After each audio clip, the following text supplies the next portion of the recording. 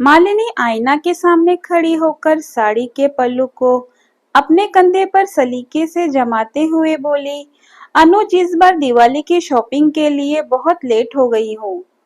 Mrs Kapoor ने तो वृद्ध आश्रम जाकर मिठाई और कपड़े बांटकर अपनी पोस्ट फेसबुक पर भी डाल दी है। मिसेस वोरा ने भी अनाथ आश्रम में गिफ्ट बांटती हुई अपनी फोटो इंस्टाग्राम में डाल दी है। अनुज, तुम सुन भी रहे हो मैं क्या बोल रही हूँ?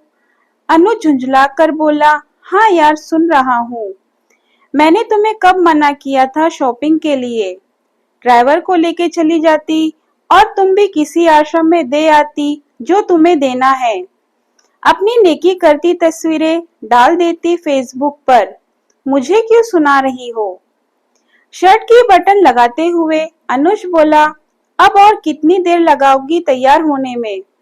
मुझे आज ही अपने स्टाफ को बोनस बांटने भी जाना है। जल्दी करो मेरे पास टाइम नहीं है, कहकर अनुज रूम से बाहर निकल गया। तभी उसकी नजर बाहर लॉन में बैठी माँ पर पड़ी। वो कुछ सोचते हुए वापस रूम में आया और अपनी पत्नी मालिनी से कहता है कि माँ से भी पूछ लो उनको दिवाली पर क्या चाहिए। अनुज के बहुत जोर देने पर माँ बोली, ठीक है तुम रुको, मैं लिख कर देती हूँ।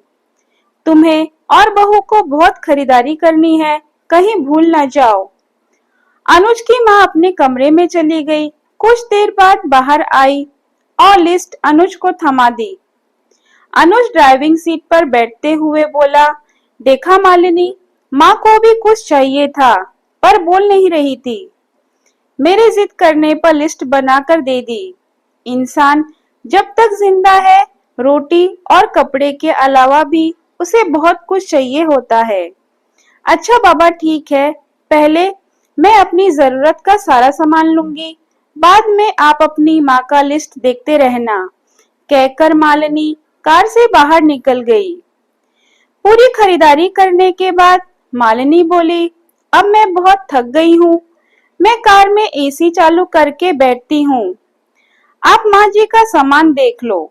अरे मालिनी, तुम भी रुको, फिर साथ में चलते हैं। मुझे भी जल्दी है, देखता हूँ माँ ने इस दिवाली पर क्या मंगाया है, कहकर माँ की लिखी पर्ची जेब से निकालता है। बाप रे, इतनी लंबी लिस्ट, पता नहीं क्या क्या मंगाया होगा। जरूर अपने गांव वाले छोटे बेटे के परिवार के लिए बहुत सारा सामान मंगाया होगा। और बनो श्रवण कुमार कहते हुए गुस्से से अनुज की ओर देखने लगी, पर ये क्या? अनुज की आंखों में आंसू और लिस्ट पकड़े हुए उसके हाथ सूखे पत्ते की तरह हिल रहा था, पूरा शरीर कांप रहा था। मालिनी बहुत घबरा गई। क्या हुआ? ऐसा क्या मांग लिया है तुम्हारी माँ ने, कहकर अनुज के हाथ से पर्ची ले ली। हैरान थी मालिनी भी, इतनी बड़ी पर्ची में बस कुछ शब्द ही लिखे थे। पर्ची में लिखा था, बेटा अनुज, मुझे दिवाली पर तो क्या किसी भी अवसर पर कुछ नहीं चाहिए, फिर भी तुम जिद कर रहे हो तो तुम्हारे शहर की किसी दुकान में अगर मिल जाए तो फुर्सत के कुछ पल मेरे लिए लेते आना। अनुज, मुझे गहराते अंधेरे से डर लगता है, बहुत डर लगता है पल पल मेरी तरफ बढ़ रही मौत को देखकर।